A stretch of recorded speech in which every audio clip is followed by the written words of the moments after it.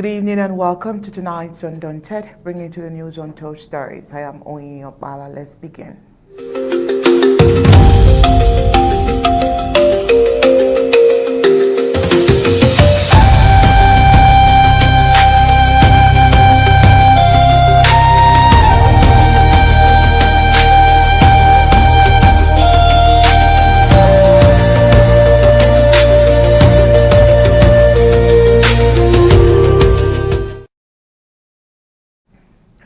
Limbe, Bamenda, and Buea have recorded a series of developments raising concerns over public safety, healthcare, and security. In Limbe, a truck driver was reportedly electrocuted while working atop a sand-laden truck, showing workplace risk.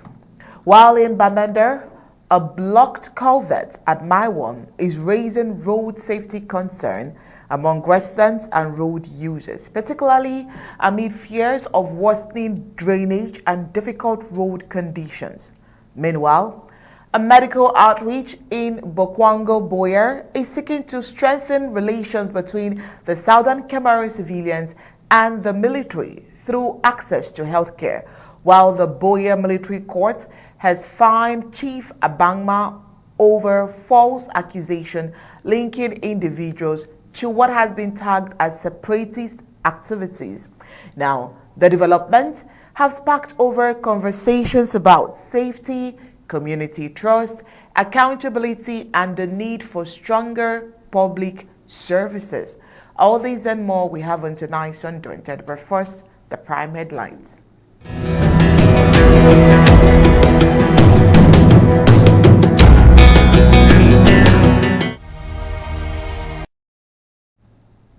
Tonight, an Undaunted truck driver electrocuted while working a Atop Sand-Laden truck in Limbe. Also tonight, blocked culvert at Maiwon raises road safety concerns in Bamenda. Bokwango medical outreach. Can health care bridge the civilian-military divide in Buea? Is a question we will be answering tonight. While Buea military court finds Chief Abangma over false separatist accusation. On the African scene, Liberia charges former Vice President Joel Howard Taylor in transnational drug trafficking probe. While on the global scene, U.S. judge clears way for Trump administration to end TPS for more than 5,000 Ethiopians. Now let's get the news in full briefings.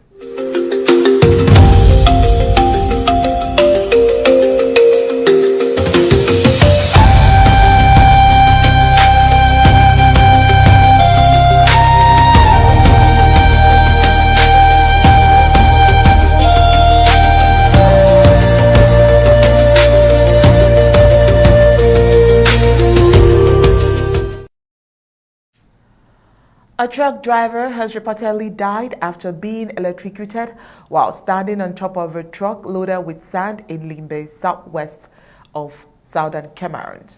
The incident occurred on Wednesday, August 9th, according to local reports, when the driver climbed onto the vehicle to remove or adjust a tarpaulin covering the load.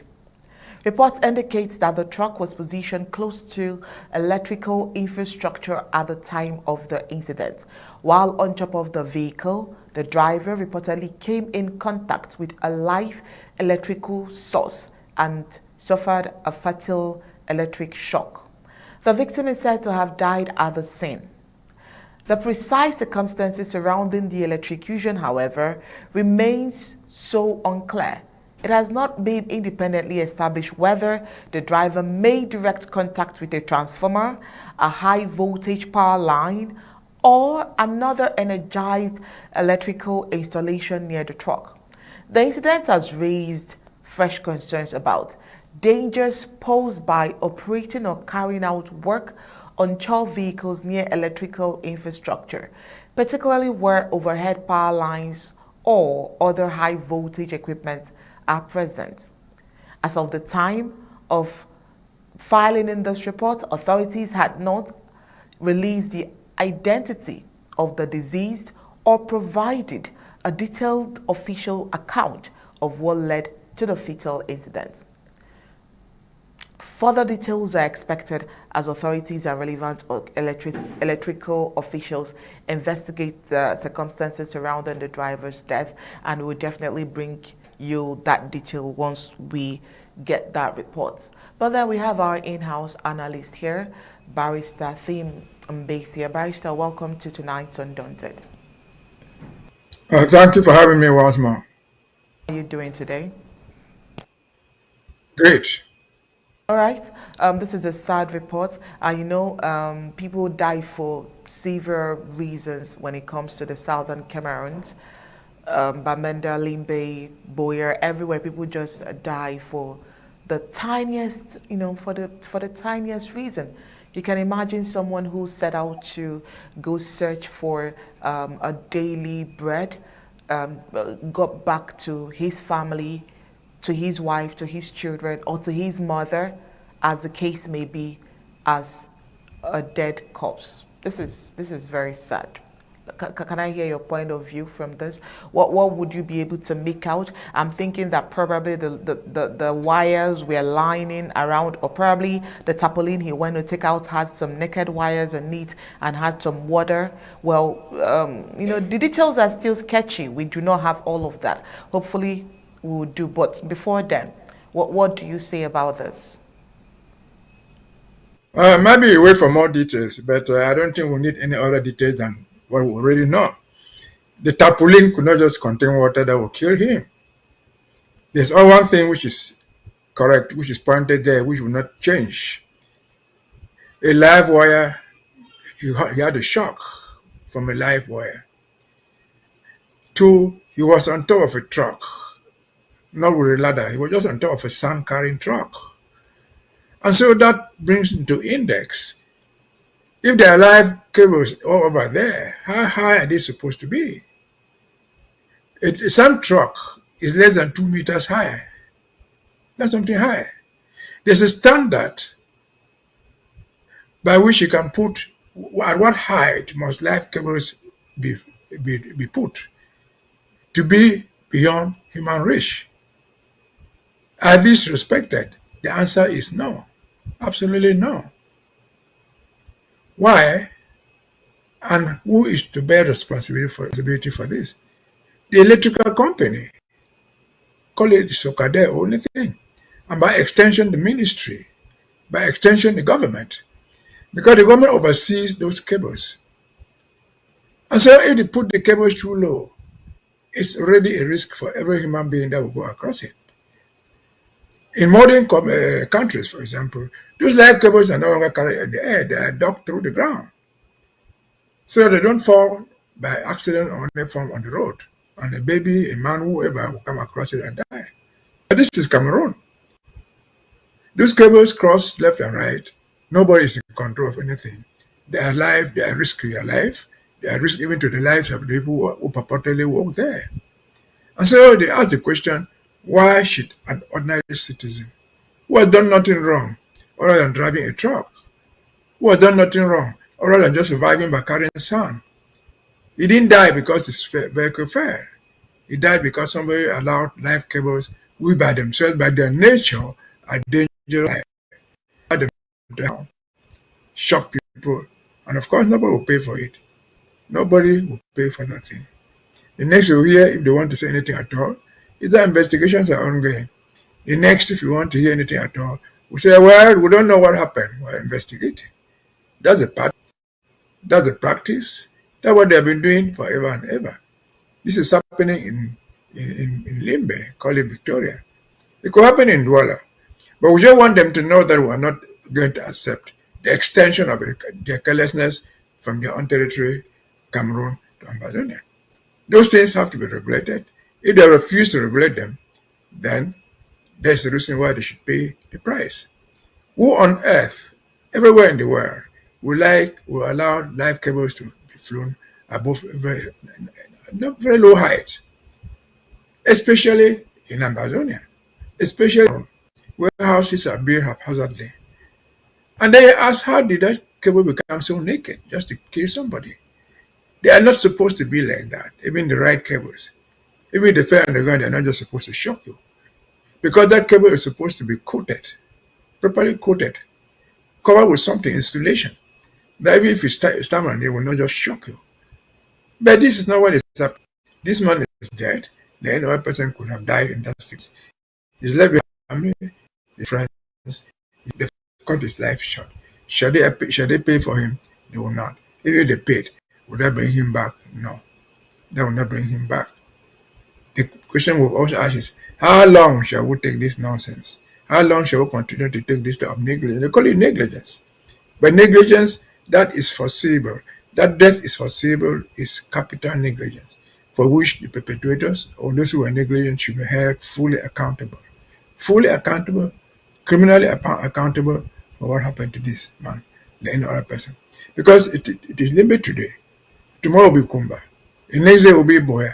The other day will be Kumba, Mamfe, Bamenda, or any other time where those cables are laid bare like that. And so Ambassador must say this thing must end. If they don't want to take care of theirs, we will take care of ours by holding them accountable sooner or later. I can guarantee you, even if we get to Ambassador 10 years after, that guy, the family of that guy, can maintain an action against that criminal company called Sukade and get punitive damages. Not just damages, punitive damages for their carelessness. Over to you. All right, thank you so much, Barrister. Moving on to another report for tonight. A blocked culvert at Mile 1 along the main road leading into Bamenda has raised concerns among residents and road users as rainwater increasingly spills onto the roadway, creating a potentially dangerous situation for motorists, pedestrians, and surrounding communities. The drainage obstruction is preventing the normal flow of storm water, forcing water to run across sections of the busy road. With rainfall continuing, the volume of water could increase, worsening conditions and putting additional pressure on the road surface. Now, environmentalists have warned that failure to clear the culvert promptly could lead to more serious consequences, including the gradual weakening and deterioration of the roadway. Persistent exposure to flowing water can damage road surfaces and shoulders, while accumulated water may also reduce visibility and increase the risk of vehicles losing control. The situation is particularly concerning given the importance of the route as a major entry point into Bamenda. Increased water flow, according to research, across the roadway could disrupt traffic, slow movement, and create hazardous conditions for commuters, commercial drivers, and pedestrians who use the road daily are going to be affected. Now, beyond the immediate safety concerns, the blocked culvert has renewed concerns about the maintenance of public drainage infrastructure. What may currently appear to be a relatively simple blockage could develop into a major infrastructure problem if corrective action is delayed, especially during periods of sustained rainfall, which they are observing at the moment. Residents and road users are therefore calling for urgent intervention from the authorities and agencies responsible for road maintenance and drainage management. Clearing the culvert and restoring the proper flow of water would help prevent further deterioration of the road and reduce the risk of accidents and flooding. The situation shows the need for regular inspection and maintenance of drainage system along major roads, particularly in areas vulnerable to heavy rainfall, and prompt action could prevent the current obstruction from escalating into a more costly and potentially dangerous road emergencies. But that is not done, just maybe because this particular spot is in the part that belongs to the southern Cameroons. Because Barrister, you see where there are regular road maintenance, you see where countries are ensuring that the safety of the people are of topmost priority. You see where they engage specials, environmentalists to ensure that the road is safe for people during rainy season, during winter, and all of that. But that is really not the case here in southern Cameroons, where the danger is there. The people are crying. The risk is high. It is very visible, and yet it will be ignored.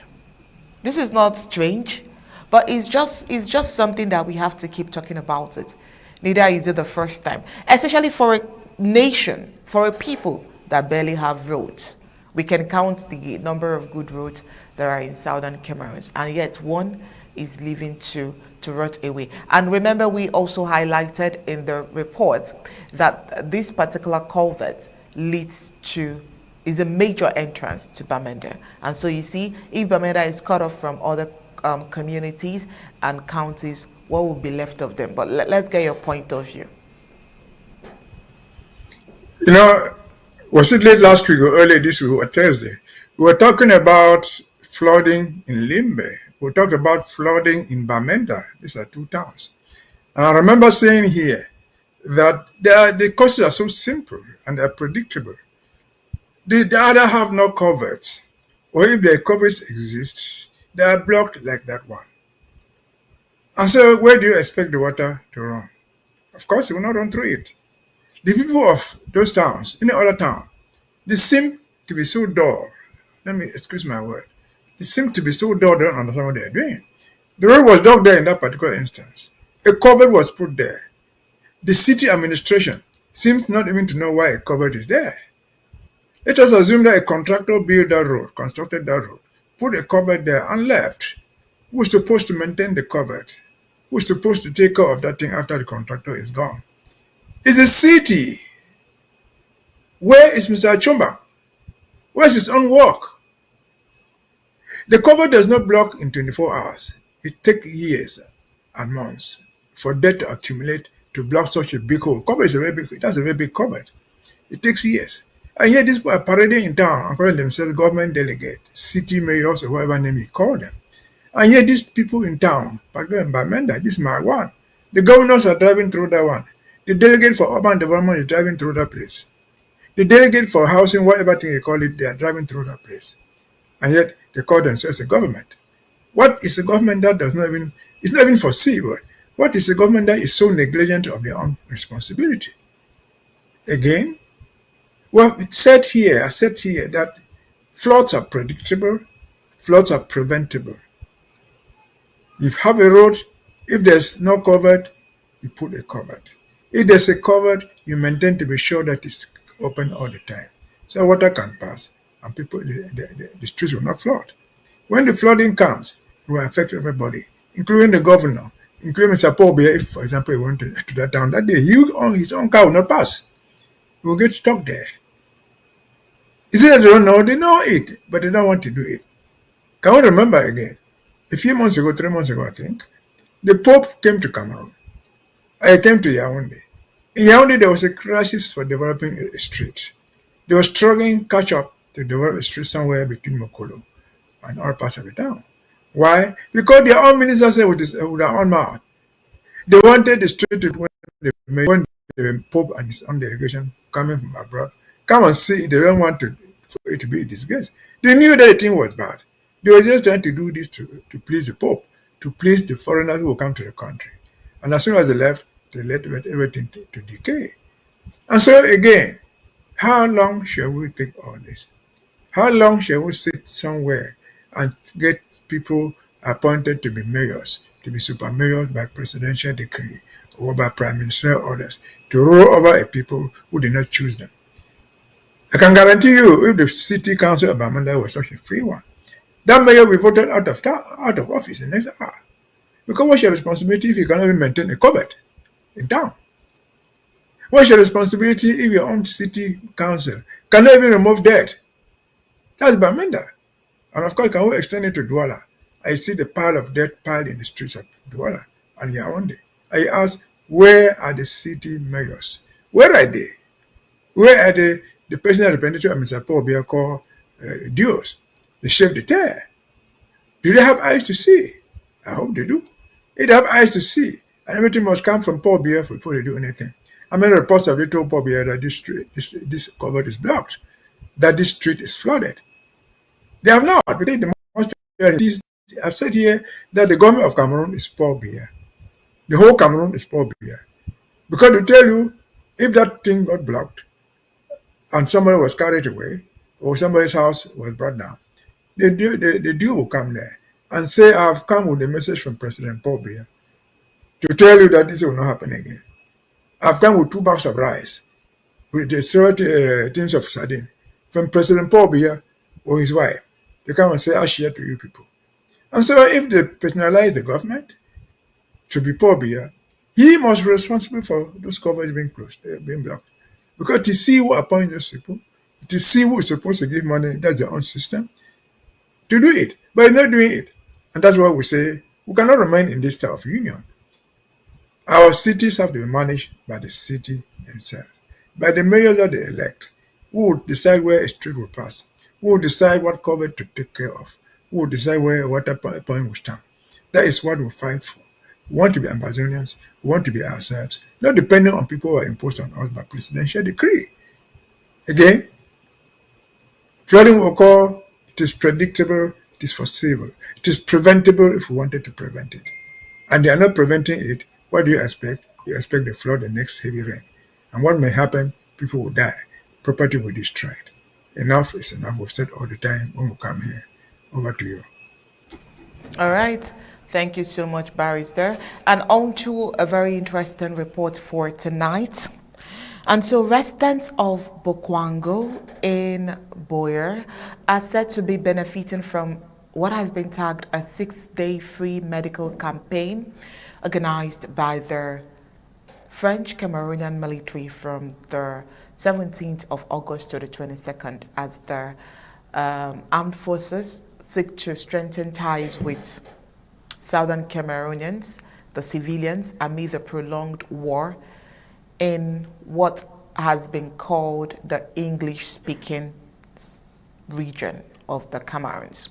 Well, held at the Bokwango Integrated Health Center, the outreach is being overseen by Brigadier General Ngomba, I beg your pardon, commander of the 2nd Joint Military Region. Medical team from the Buea Military Hospital are offering free consultations, laboratory tests, medication, screening, treatment, and health education. Maternity services and family planning are also being provided, with particular attention to vulnerable residents and people with limited access to healthcare.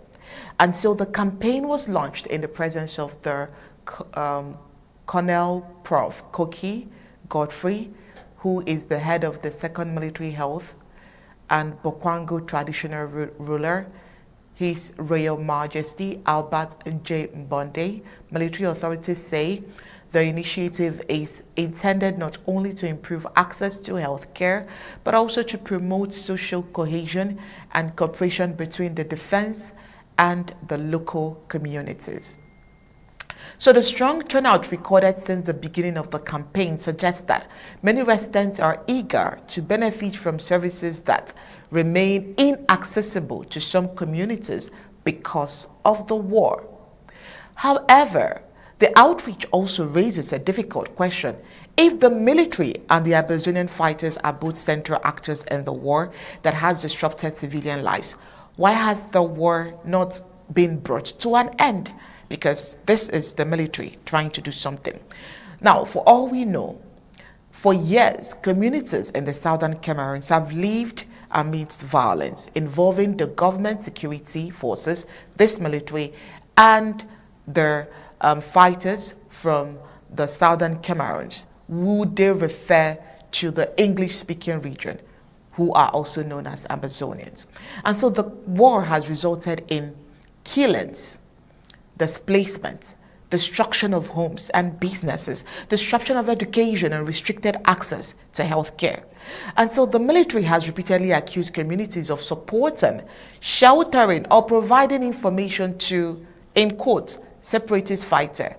At the same time, government forces have also abused these same civilians through extrajudicial killings, arbitrary arrest, detentions, torture, and the destruction or burning of civilian property. So against this backdrop, a medical campaign can provide immediate relief, but it cannot by itself resolve the deeper causes of the war.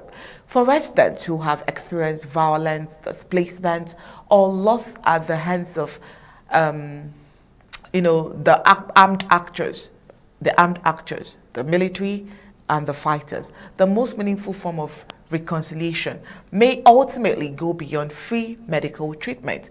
It would require sustained efforts to protect civilians, investigate abuses, hold perpetrators accountable, rebuild trust, and most importantly, pursue a credible political path towards ending the war. The Bokwango outreach may therefore be a welcomed development, a welcome gesture, but it also presents an opportunity to ask a bigger question. Shouldn't the same commitment being demonstrated in providing health care to civilians also be directed towards ending the war that has made so many of these victims vulnerable, very vulnerable in the first place? If the objective is genuinely to strengthen cooperation between the military and the population, lasting peace, civilian protection, and a credible efforts to end the fighting may be the most powerful form of community outreach of all. And so that's why I consider this a very interesting report. Barrister Mbeshia, as you can see, I took my time to analyze this particular report. I want to really get your point of view. I think this is what they are doing shamelessly is trying to paint their criminal army into some useful component of the people. The commander, who happens from his name, we call Ngomba, is a Bakore guy. Why this medical mission in Bokwango? Where is Bokwango in the first place? Bokwango is right in the middle of Buea. Bokwango is less than 2 kilometers from the general hospital, what they call regional hospital in Buea. And so, but Bokwango is politically sensitive.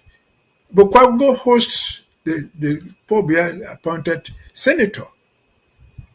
These are the people, these soldiers, the people who are suffering more in Buea, health-wise, are the prisoners in the Buea Central Prison, who have never seen a nurse for all their lives. They are there because these military people have shot them. They are there because they have been illegally adopted and put in prison. They are there, they have no health. I've not seen any medical mission that there. I've never seen the attention, even giving them bread. The only people who have taken pains to go there is the church that goes there on Sunday to offer a mass. And maybe through that process offer them bread and some clothing to wear. Why are these people doing all this?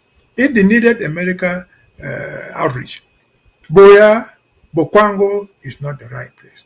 Then go to Bomboko. That's in Fako. Difficult to reach. People are there. But they have a military base there. They have gone on foot and put our military base in Bomboko. And they are shooting people there. There's no dispensary for anybody to be taken to the place. And so you find these criminals. They say they are from their military hospital. Coincidentally, I know the place so well. Their so-called military hospital in Buea is a junk. There's absolutely nothing there.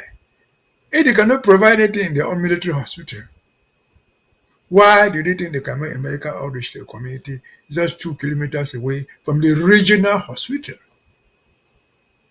Buea, in general, is not health facilities. No. They kill people. They do all those things. There are enough health facilities in Buea. They don't need equipment. They need the staff. Right there before, after the so-called regional hospital, you go left, you find the Mount Mary Hospital. You go a kilometer up, you find the provision health services. You go down less than 2 kilometers away, you have the full gospel services. They are all there in Buea. What is the urgency? They are trying to pay black. They know how unpopular this hobby is, how popular the military people. And so they pretend, maybe they are just trying to sell, they are trying to change the gears. They are changing a return to normalcy by trying to do something else. They are trying to transform the disarmament that they have tried to do forever and ever. You see, what you're going on now is following something else. If you go to those places in Buea, in Bamenda, there's something they are doing now trying to show a return to normalcy. Football competition. Football competition even in Bengui, in Momo. Acha, the minister will come there and say, I'm giving 5 million for football competition. Well, how relevant is football competition at the time of war? Nobody knows. but their basic reason is simply they are faking a return to normalcy. They are trying to make their so-called criminal actions to whitewash them. But there's not so much they can do. The records are there. Whether that guy is called Gomba or whatever military ranks he occupies, the military in Cameroon is a criminal junta of people who, in addition to stealing the money from people, they also extort and kill them. And so, poor Ngomba, they are just using you as a son of the soil to sell, to paint their tainted skins white. That will not happen. I this everybody in Buea. I have asked again, why Bokwango? Why not Moliko? Why not Bomboko? Why not Bojongo? These are all areas under Buea where there's no health unit there. Why Bokwango? In the center of Buea, where hospital units are all full there. You just need money. If you have money, you can go to any of these private hospitals in Buea there. If you don't want to go to the so-called regional hospital. If you have no money, you have nothing, you cannot even go to the military hospital there, which is down there in support, because there's nothing there. I've been there many times. They don't even have a bed on which to put patients. And then they have enough money to go out doing medical outreach. This is criminality of its first order. This pretentiousness, there's no return to normalcy. We shall not accept that there's not so much you can do to try to paint something black white. You need tons of paint to make a black thing become white. And so, poor people, Ambazonians, people of Buea, people of Bokwango, don't be deceived. No normalcy has returned. Let them go and tell you where they have kept these children who are kept in that so-called rehabilitation center, who surrounded their arms. They could not feed them. They've abandoned that place and escaped. Rather, they paid them to go around looking for their former friends for them to go and kill them. And so, you can only try to paint something white where it is possible. Something that is totally black can be white. White remains white, black remains black. Cameroon army is black in the eyes of Amazonia because they have killed us without repentance. They have destroyed our property without sorrow. They have done everything without any excuse. Over to you. Thank you so much, Barrister. That's exactly what the situation is. But would keep updating Ambazonians with the rest of the information as we get them into the studio. All right, moving on to another interesting report. The Buea Military Court has fined former University of Buea Registrar and Chief of Barr Village in Manu, Professor Chief Abangma Samson Nebo, for falsely accusing his late brother's 3 sons of involving in what has been tagged as separatist related activities. And so the ruling delivered on the 12th of August acquitted and discharged Abangma Roland, a senior GCE examiner, Abangma Samson, coordinator of the Buea Taxi Union, and Abangma Louise Ketokejang, a senior staff member of the University of Buea. Now, the 3 men had been facing charges of failure to report an act of terrorism and simple threats. The court ordered Chief Abangma to pay a fine of 109,804 CFA francs with a 9-month prison term to apply if he fails to pay. The case, which began on the 13th of August 2025, centered on allegations that the 3 accused were linked to, in quotes, separatist activities. However, the defense argued that the allegations were connected to a long-standing dispute over their late father's estate in Barr Village. The court found no incriminating evidence against the accused and ruled that the allegations were unfounded. It consequently acquitted and discharged all 3 men. During the trial, the defense also raised procedural and substantive concerns, including the accused person's right to confront and cross-examine their accuser. The court further examined whether actions relating to the administration and recovery of their late father's estate could constitute terrorism.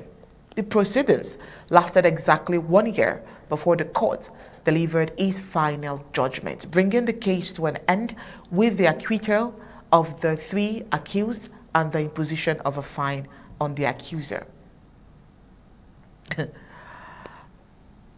Barrister, Yes, that trial and acquittal tells the bigger story of Ambazonia's struggle. Because the complainant, whose picture you see there, is not an ordinary person. It's a retired registrar of the Buea University.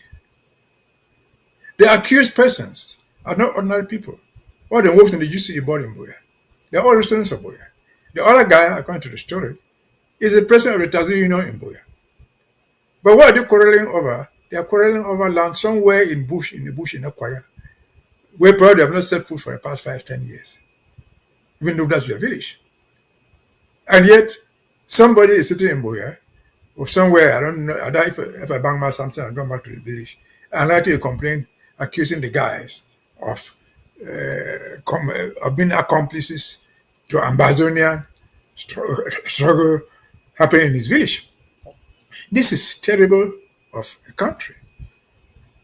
They were discharged and acquitted. Good thing. But is that enough? No, that's not enough. This is wicked prosecution. This guy was fined 100 and how many thousand? It's not to compensate the people who were accused. No.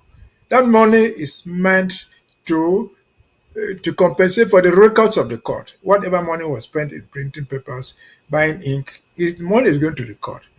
What advantage, what do these people who have suffered this torture, this unjust trial for so long, more than a year, what do they benefit from it?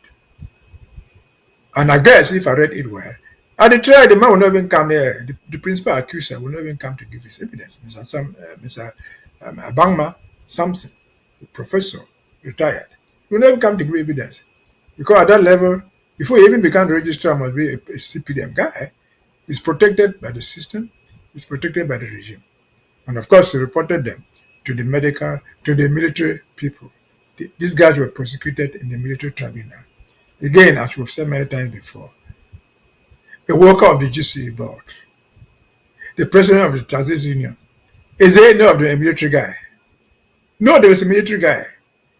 What were they doing in the military tribunal? Other than, because Mr. Abangma is well placed, he has his roots somewhere else, he would take his phone and call the prosecutor of the military tribunal, and they will drag you there and try you. And if you're not lucky, you go to jail. You have been very lucky to be tried. They will kill you because we know the practice. When they suspect that you have anything to do with Ambazonians, they would kill you. Remember 2 weeks ago, there was a news item here where they had gone there and shot 16 people somewhere in Akwaya and killed them.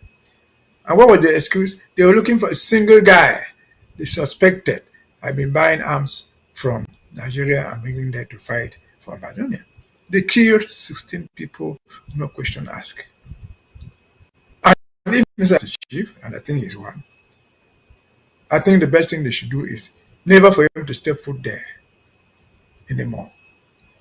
You do not transform a private dispute into a criminal act just because you are well positioned to cause the judiciary to act. That's exactly what happened there. Yes, if the mighty can oppress the minors up to this extent, in a big city like Buea, concerning people who are so educated, you see examiner or at that level, you are very educated. The other thing that guy does not have, one of those guys does not have, is that he didn't have a PhD like Samson Abangma, or even if he had his own, whatever he had working for the GCE board, he didn't enjoy the privilege of having the CPDM to protect him. And so Mr. Abangma should not be let go. 109,000 is nothing. You should be held fully accountable. You should compensate for what these people have lost, physically and economically. You should compensate for their reputation, that they have tried to ruin them indirectly because he is quarreling with them over a piece of land in Akwaya, a piece of land which is worth nothing. If Mr. Abangma wanted to buy land, he has enough money to buy land in Buea. He has no money even to go and dig a road to Akwaya. He has enough power to influence the development of Akwaya rather than trying to influence the imprisonment of people from Akwaya or from his village. And so these are people, these are the bootlickers who are using the system to punish us. Abangma is just one of the several. His own is there because it has come to light. Many others are doing the same thing and going free. They will file fake reports about you. If you are not lucky, you will die. I'm sure these guys even succeeded just because they have some money. They were able to hire lawyers and they were lucky to be in Buea. That at least the court was prepared to listen to them. The court listened to them, and they went free. But again, let them not let Abangma sleep until he is held accountable for what he has done to these people. By extension, no ambassadors should let people like that sleep a peaceful sleep. People who incriminate you for no reason, people who punish you indirectly for your personal disagreements with them. You quarrel with him over a woman, quarrel with him over a beer, he goes in the night and files a report against you.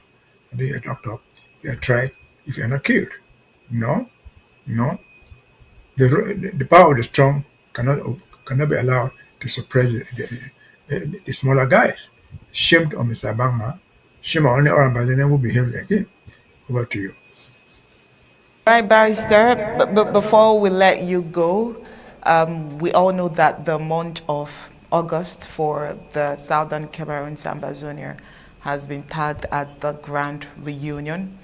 The Grand Reunion Part 1 was held on the 8th of August, where great tribute was paid for the late former vice president, and of course the former director general of ABC. Well, the grand reunion continues tonight with what has been tagged as the president's town hall. And I want to believe that any moment from now, that town hall meeting would be on. And so tonight, Ambazonians would gather and interact with President Sako. And I want to ask you, what are you expecting tonight? The president always comes prepared, always comes ready. He speaks words, and he sets the pace every time he is to talk with the people. But what is that one extra thing that you are expecting tonight, and what are you going to tell the people tonight towards their town hall meeting? Well, I expect everything. What's the town hall? The president comes there and talks to the people. The people ask him any question they want. Just any question. It's not prepared in advance. That will ask about this so I can prepare answers. No. That is the essence of governance. What the president is doing now, and not what we've been doing, is just to show the difference between what we are and what we would be from what Yaoundé is. Remember today we hear that the President Paul Biya has come back from where we don't know, after almost 3 months away from the country. Nobody was told where he went to. He gave no excuse to where he was going to anybody. He just left. But again, this is governance. And this is even the government in exile, where the president is prepared to come and answer questions from people. Tell people where we are, open yourself up to anybody to ask any question that they like. You may have answers that you like them, but you have answers. If you don't like the answers, you've seen the president, he will explain himself.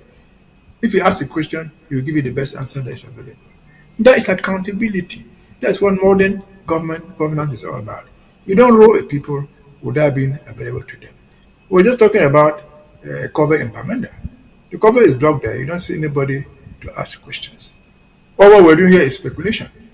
Where was the mayor? Has he explained why the cover is being blocked? No answer is given. Absolutely nothing. We heard something in Limbe. The cabin kills people who have not seen Sokade or nobody come from that place to explain themselves what happened. Nothing. We have never been seen their famous mayors, their famous duos, chef de terre, coming to explain anything. No. What the president is doing now and has been doing before is a great contrast to what we have lived for the past 65 years. A government that has no accountability, a government that owes nobody any accountability, a government of one man, the government of Mr. Paul Biya for Paul Biya and in Paul Biya. That is what we are trying to get out of it, and we would. Because before Paul Biya, it was the government of Ahijo, by Ahijo, for Ahijo. We are then going to have a government of President Sako, for President Sako, and in President Sako. No. We are going to have a government of the people, for the people, by the people. And that's what this town hall is meant to tell the world. We are going to be different from any other country in Africa. Because right now, I don't even know any country in Africa that has a government of the people, for the people, by the people. But Ambazonia promises, take my word, that we shall, when we get to Buea, be very, very exemplary. If not in the whole world, will be in Africa. because we should have a government of the people, for the people, by the people. They will be held accountable. They will be open to questions. They will dare to explain what they can because they are just human beings. Being able to explain what you can means that you're prepared to accept errors. You're prepared to amend, which is what governance is all about. So I encourage everybody to go there. There's no agenda. Go there if you have questions, ask them. Go there with an open mind and be sure that you come back home with answers to some of the things that you doubted before. Over to you. All right, thank you so much. Thank you so much, Barrister. And the people, join the Zoom at this point if you're supposed to be there, because the town hall is ready, and I'm sure that you need to be part of that town hall meeting. Thank you, Barrister. It's at this juncture that we'll let you go while we head into Africa to see what is happening with the rest of Africa and the globe. So when we return from the break, we'll head into Africa, where Liberia charges former Vice President Joel Howard Taylor in transnational drug trafficking probe.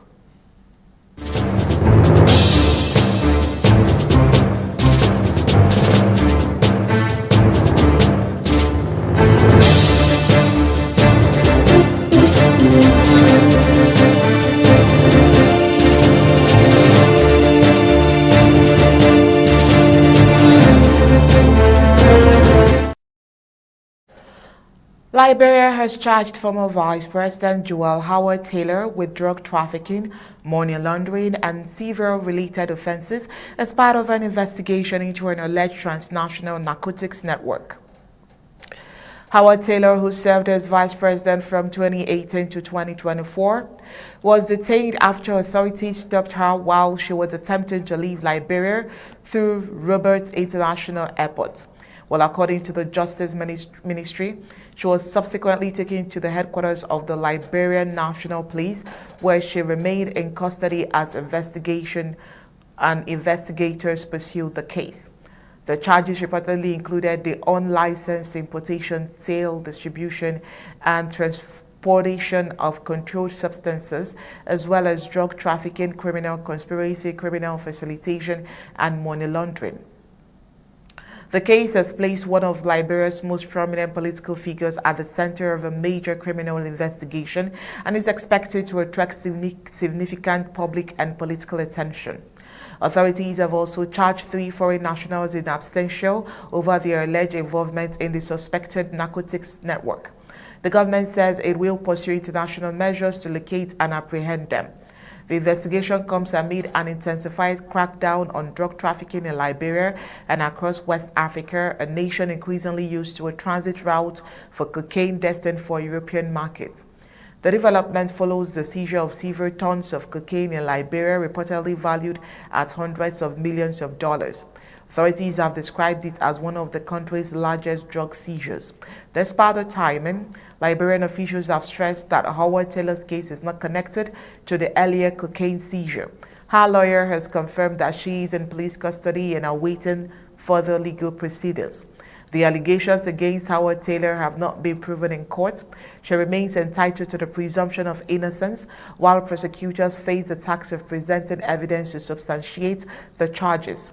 The case is likely to become a major test of Liberia's anti-drug campaign and its commitment to applying the law equally to powerful politician figures. Well, that's for Liberia. Well, across the globe, U.S. judge clears way for Trump's administration to end TPS for more than 5,000 Ethiopians. That's after the break.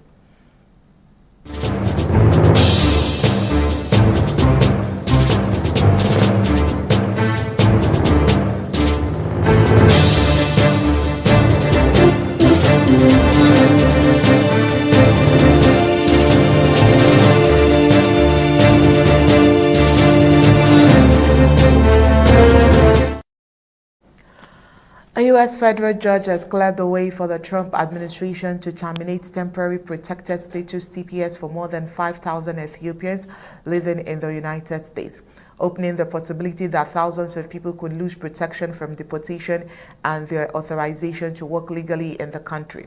The ruling, issued on August 18 by U.S. District Judge Brian Murphy in Massachusetts, came after months of legal challenges over the administration's decision to end Ethiopia's TPS designation.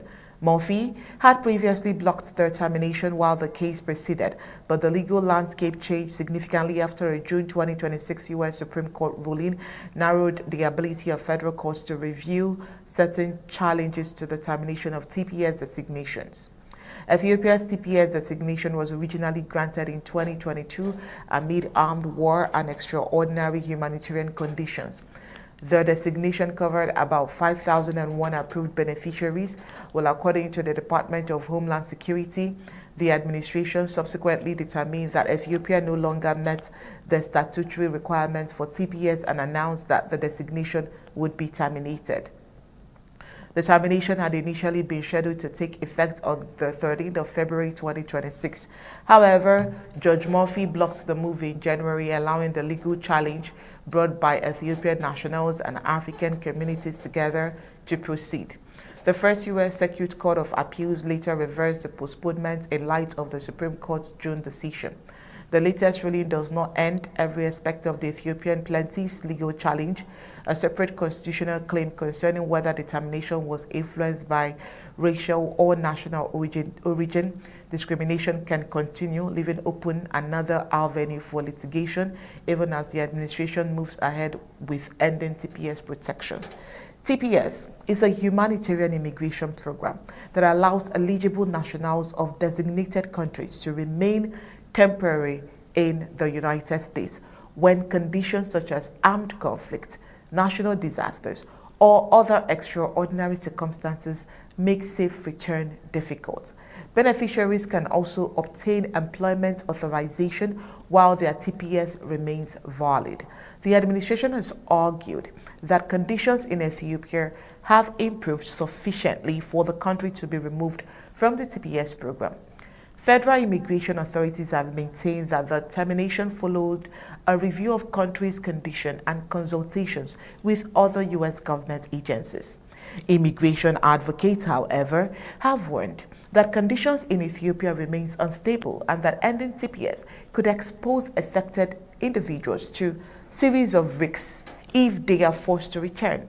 The legal challenges has therefore become part of a wider dispute over whether the administration is properly assessing humanitarian conditions when withdrawing temporary immigration protection. The Ethiopian case is also part of a broader rollback of TPS protections under the Trump administration in recent weeks. Federal courts have cleared the way for the administration to terminate TPS for nearly 1,100 Somalis, while similar legal developments have allowed the government to proceed with ending protection for nationals of other countries, including South Sudan and Myanmar.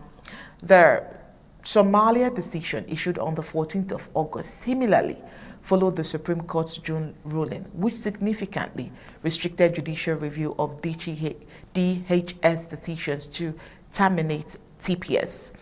The Supreme Court's decision has become a central factor in the government's efforts to dismantle several TPS designations that had previously faced court-ordered blocks. The broader policy shift could have significant consequences for African immigrant communities in the United States. Thousands of people who have lived and worked legally in the country under TPS now face uncertainty over their immigration status, employment, and ability to remain with their families and communities. For Ethiopian TPS holders, the latest ruling presents a major legal setback and brings the termination of their protections closer to reality. The remaining constitutional litigation could still affect the case, but the administration is no longer prevented from moving forward with the termination.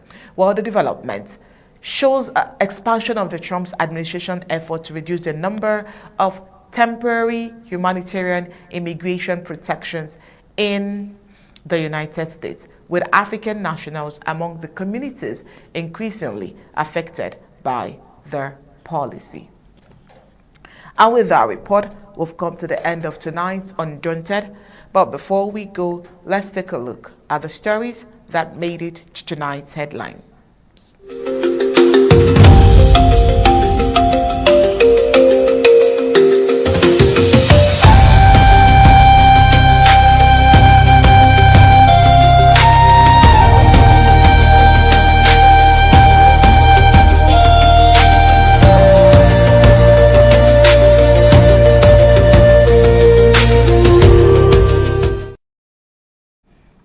Well, tonight on Undaunted, we told you that truck driver got electrocuted while working atop Sand-Laden truck in Limbe. Also tonight, a blocked culvert at My One raises road safety concerns in Bamenda. Bokwango medical outreach. We asked if the healthcare breach and the military divide in Buea can be resurfaced. Also tonight, we told you that Buea military court finds Chief Abangma over false separatist accusation. On the African scene, we told you that Liberia charges former Vice President Joel Howard Taylor in transnational drug trafficking probe, while U.S. judge clears way for Trump's administration to end TPS for more than 5,000 Ethiopians. That's it for tonight's Undaunted. Bringing into the news on Cho Stories.